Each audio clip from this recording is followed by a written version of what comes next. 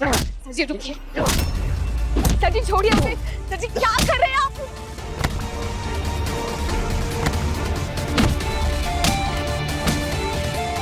तुम जैसे लोग जो एमएमएस को फॉरवर्ड करते हैं उसका मजाक उड़ाते हैं, पता है कितनी जिंदगियां बर्बाद होती है इसकी वजह से। आज के बाद किसी वीडियो को फॉरवर्ड करना है उसका मजाक उड़ाने से पहले ना 100 बार सोचना, समझे? सर जी बस कीजिए, चलिए यहाँ से। बस कितना खून बह रहा है, चलिए सर जी।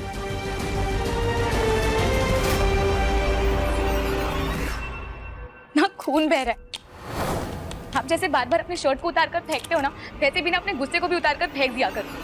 तो तुमने मुझे रोक लिया, वरना मार मार के भूत बना देता मैं उसका। ऐसे कैसे तुम्हारे बारे में कुछ भी बोल सकता है वो? मुझे ना आपका कुछ समझ ही नहीं आता है सर जी। उसने मेरे बारे में बात की ना, मुझे कहा, तो आपको क्यों गुस्सा आ रहा है? क्या फर्क?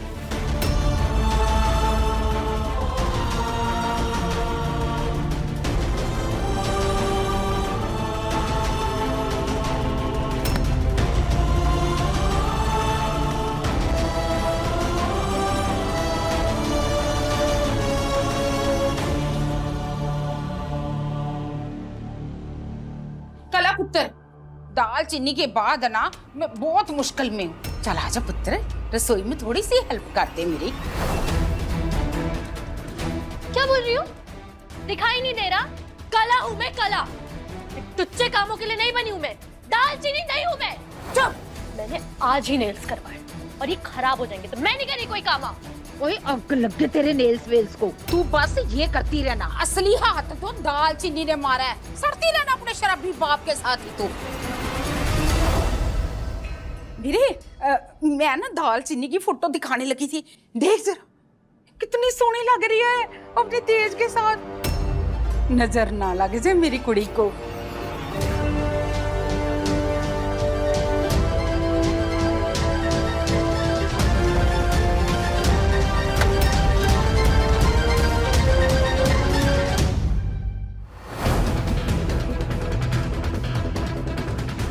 मेरे साथ जो तूने किया है उसका बदला तो मैं जरूर लूंगी दीदी। तुझे वहीं पहुंचाकर रहूंगी जहां होने की तेरी औकात है। हाय हाय, यही है शादी वाला घर, न रोशनी न सजावट, यही लगता है लड़की का बाप। चल शगन निकाल पूरा 2000 और दुआओं से रोशन कर दूंगी तुम्हारा घर। मसालिया मसालिया महाराज आज दिन मसालिया, मसालिया महाराज आज दिन मसालिया, मसालिया मसालिया शगना लगी तो तेरी मम्मी पवावे।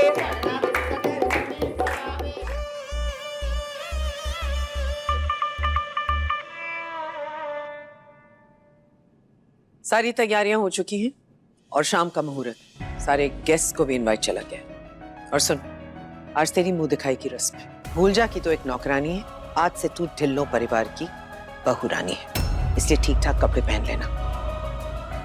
बहुत बड़े बड़े लोग आएंगे। मुझे पता है कि तुझे तो कोई फर्क पड़ने नहीं वाला है, लेकिन हमें बहुत फर्क पड़ता है क्योंकि समाज में हमारी बहुत इज्जत है। आज कोई गड़बड़ नहीं होनी चाहिए। आज तो वाकई बहुत बड़ा दिन है। तुझे पता, जब परजाई जी इस घर में ब्याह के आई थी तो बीजी ने अपनी बेबे का पुश्तैनी 9 लखार इनको मुंह दिखाई की रस्म में दिया था। आज वही हार वो तुम्हें देने वाली। ढिल्लो परिवार में तो ये रीत रिवाज बरसों से चलते आ रहे हैं और सब जानते हैं कि परजाई जी इन रीत रिवाजों को निभाने में कितनी पक्की है। हाँ हाँ बिल्कुल। बीजी बीमार होने से पहले हमेशा कहा करती थी कि जब भी तेज अपनी नई बहू लेकर आएगा तो उसे वो हार अपने हाथों से पहनाएंगे। राजरानी, बहू के लिए हार लेके आओ।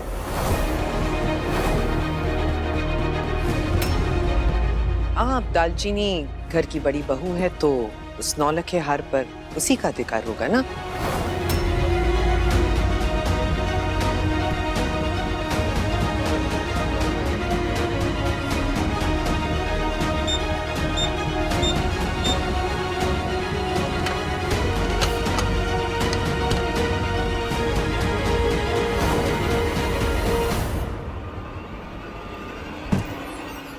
ये भिकारन भी क्या याद रखेगी। पहन ले थोड़ी देर के लिए 9 लखा हार। और पूरे कर ले अपने अमीरों वाले शौक, क्योंकि मुंह दिखाई के बाद मैं तेरा वो हाल करूंगी कि तेरी आंखों से अमीर बनने का सपना छिन जाएगा।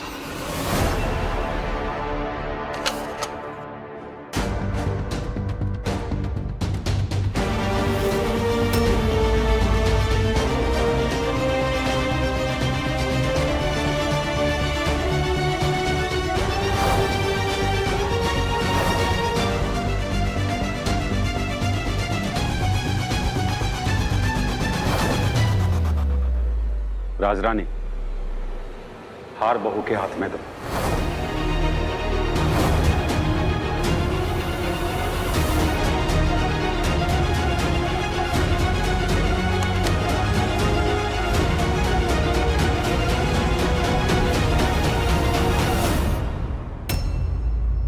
मैडम जी, हार तो बहुत सुंदर है ना? इस हार की खूबसूरती के सामने बहुतों की खूबसूरती फीकी पड़ जाती है। हर किसी पे नहीं जचता ये। हम भी तो देखें कि तुम इस हार में कैसी दिखती हो। लो। ओ मैडम जी, मैं नहीं ले सकती। क्यों पुत्र, क्या हुआ? इस हार पे तेरा ही हक है पुत्र। इतना महंगा हार पहनने की ना मुझे आदत नहीं है बिल्कुल भी। और वैसे भी ये हार इस घर की पहचान है। ये हार एक जिम्मेदारी की निशानी है जिसे उठाने के लिए शायद अब तक मैं लायक नहीं हूँ। तो जिम्मेदारी उठाने की आदत डाल लो, क्योंकि अब तुम कोई नौकरानी नहीं हो, ढिल्लों परिवार की बहू हो। तो आज से हमारे तौर तरीके, रंग ढंग सीखना शुरू कर दो, ताकि कल हम तुम्हें इस घर की बागडोर सौंप सके।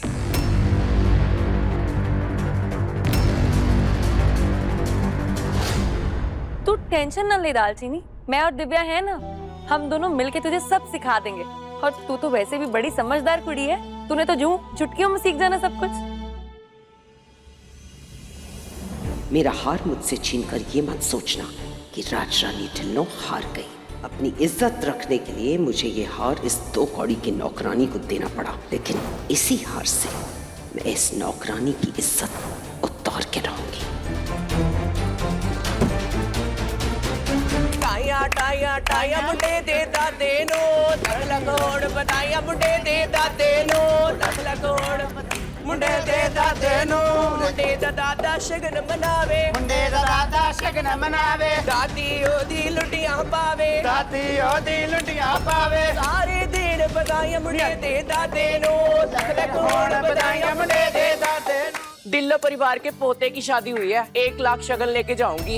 ये भी कोई कहने वाली बात है? आप बच्चों को ढेर सारा आशीर्वाद दीजिए, जो मांगोगे वही मिलेगा। राजा तो एकदम रणवीर लग रहा है और बहू रानी एकदम आलिया।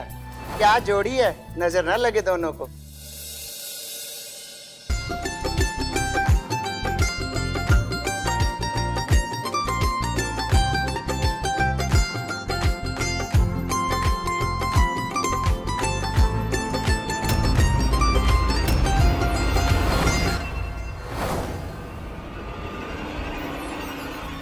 कैसे चिपक के खड़ी है मेरे तेज के साथ, और इतने महंगे कपड़े बिल्कुल भी सूट नहीं कर रहे हैं तुझ पर दीदी।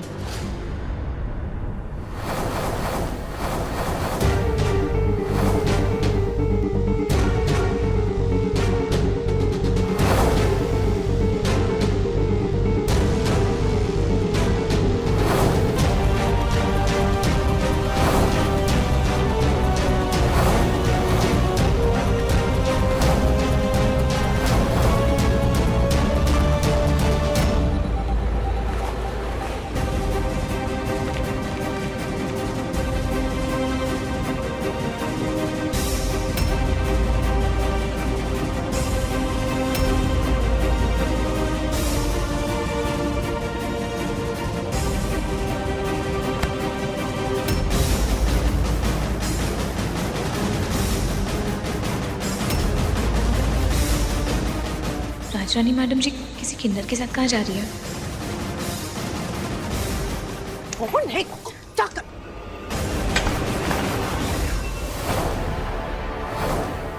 कला बेटा, तू यहाँ क्या कर रही है इन किन्नरों के साथ? तो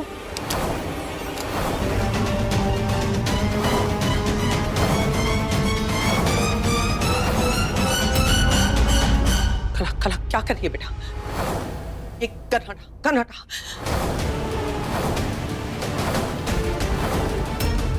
तेज से मेरी शादी टूट गई। पता है उसकी वजह से कितनी बेइज्जती हुई है मेरी। अब कौन करेगा मुझसे शादी? इससे अच्छा मैं मर जाऊंगी आंटी जी। मैं मर जाऊंगी, मेरे पास और करने के लिए बच्चा भी क्या है। नहीं, आपने मुझे वादा किया था कि आप मुझे घर की बहू बनाएंगी। तो आपने तेज की शादी क्यों करा थी? क्यों करा थी आंटी? कला मेरी बात सुन। नहीं, आप सुनो। और लोगों को खुशी देखकर अंदर से तो मेरी आत्मा वैसे ही मर गई है। मैं नहीं जी सकती। मैं किसी और को अपनी खुशी और नहीं देख सकती। मुझे मन में मरे तेरे दुश्मन। कला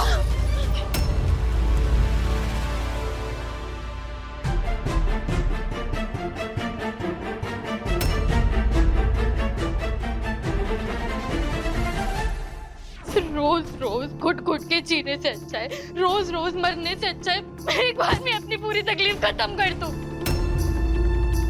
वैसे भी मेरी लाइफ में कुछ नहीं बचा है अब जीने के लिए। मुझे मर जाने दीजिए, मुझे मर जाने दीजिए मुझे।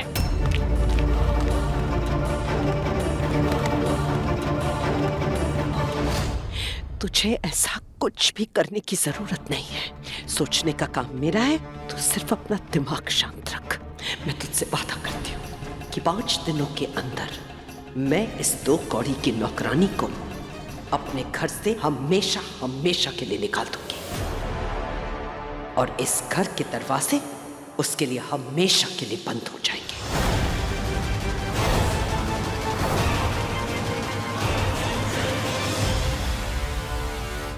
अब ऐसा क्या करने वाली है?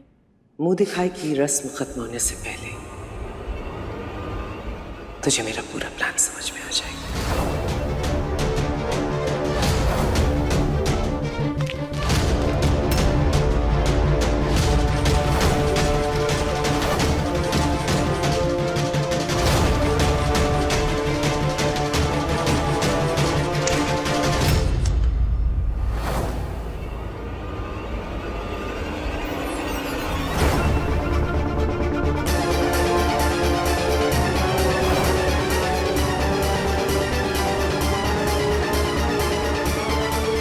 किन्नर तो राजरानी मैडम जी को इसी कमरे में लेकर आई थी।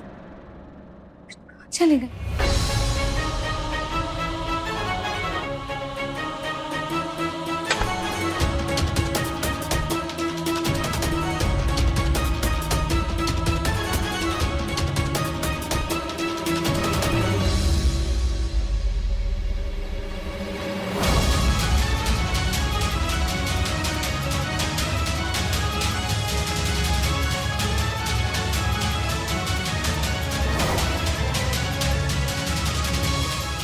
अच्छा हुआ इस सड़क छाप को इस तरफ आते हुए मैंने देख लिया था, वरना प्लान बिगड़ जाता। पापा प्लीज, ये सब नहीं होगा मुझसे। तेज, मैंने कहा ना कि बहू की आज मुंह दिखाई, और मुंह दिखाई पुराने कपड़ों में नहीं होगी। तेज पुत्र, मैं जानता हूँ कि तुझे बहू पसंद नहीं है, पर फिर भी दुनियादारी के लिए कई काम करने पड़ते हैं। जाओ, बहू को नए कपड़े लेके दो। जी।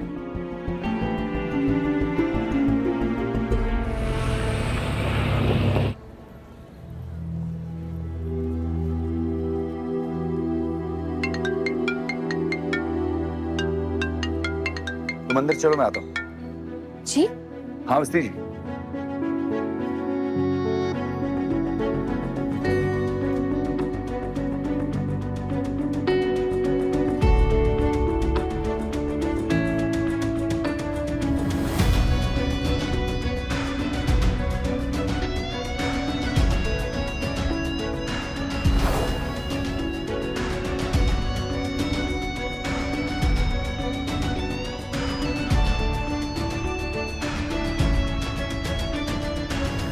एक्सक्यूज मी, दिखाई नहीं देता क्या आपको? पता नहीं कहाँ से आ जाते हैं मॉल में ये लोग। माफ कीजिएगा। It's okay.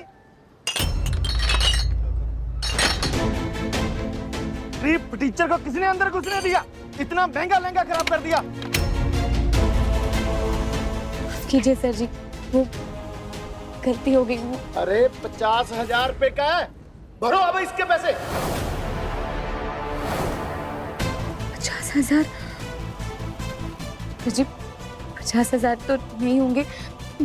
हाँ, मैं कल धोकर ले आऊंगी सर जी, मैं पक्का कल ले आऊंगी, इस्त्री भी कर दूंगी। एक मिनट, तू कहीं चोर तो नहीं? कहाँ है तेरा गैंग? सारे गैंग वाले मॉल्स में घूमकर चोरियां करते हैं सब। अरे नहीं सर जी, आप कैसी बातें कर रहे हो? मैं चोर दिखती हूँ क्या आपको? और शक्ल से तो किसी करोड़पति की औलाद भी नहीं लगती। चल निकल यहाँ से।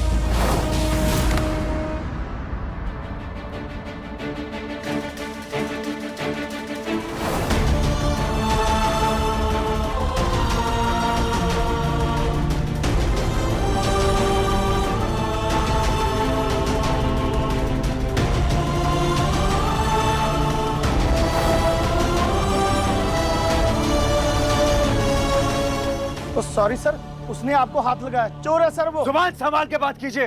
जिसे आप चोर कह रहे हैं वो तेज ढिल्लों की वाइफ है।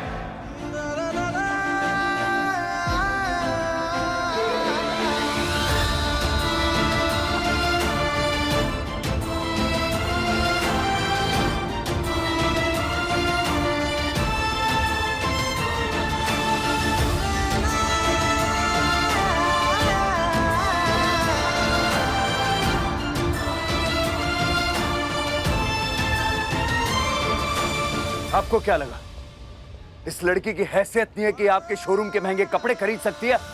तो मैं आपको बता दूं, ढिल्लो परिवार की बहू है।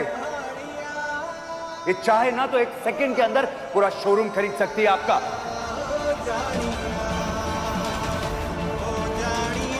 तो अब आप मेरी वाइफ को आपके सबसे महंगे कपड़े दिखाएंगे और ये जो आपका नुकसान हुआ ना, उसके पैसे भी बिल में ऐड कर देना, समझे? सर उसकी कोई जरूरत नहीं, प्लीज आप बैठिए। सॉरी मैम, आइए मैं आपके लिए जूस मंगवाता हूँ, प्लीज आप बैठिए। ओए जूस लेके आ।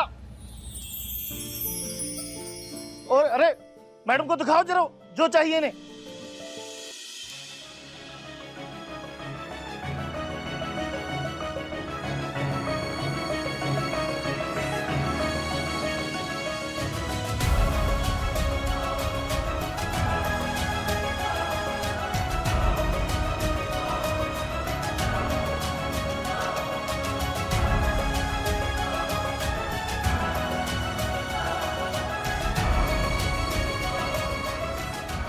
बस रहने दीजिए, बहुत महंगी है। एक काम कीजिए, आपने जितनी भी दिखाई हैं सारी इनको ट्रायल्स के लिए ले जाइए। आइए मैम। चलो।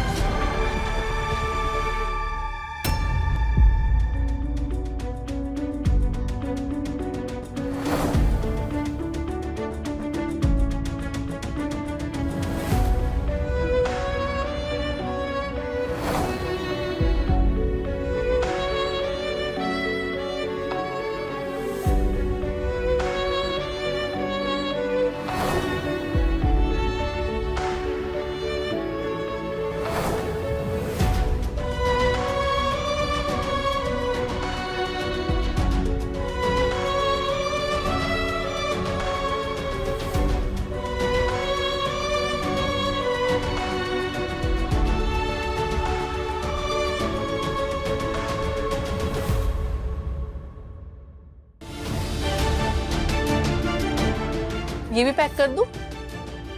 नहीं, ये वाली साड़ी ये पहन कर जाएंगी और बाकी जितने भी ट्रायल्स हुए हैं सारे पैक कर दीजिए। Okay sir. सर आपको कुछ पसंद आया?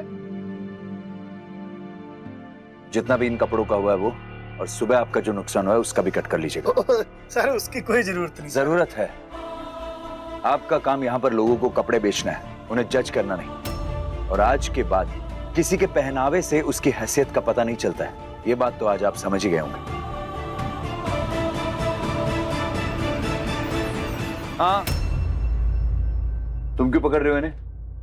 इनका काम है, इन्हें दो, ये बैग गाड़ी तक छोड़ेंगे।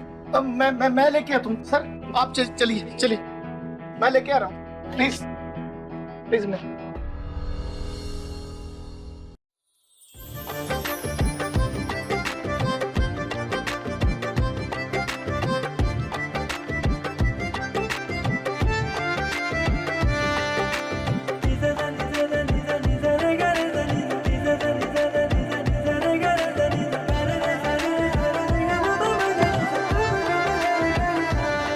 मैम आज के लिए सॉरी। आई होप आप हमारे शोरूम पर दोबारा जरूर आए। Please. Thank you ma'am. Thank you sir. Sir ji, thank you Tej sir ji. आज आपने सबके सामने मुझे अपनी बीवी का दर्जा दिया। दिल से शुक्रिया।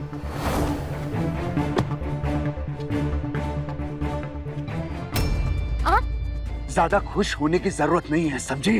अपने दिमाग में ना कोई गलत फहमी मत रखना। मैंने यहाँ पर जो कुछ भी कहा सिर्फ अपनी फैमिली की इज्जत और रेपुटेशन बचाने के लिए कहा है।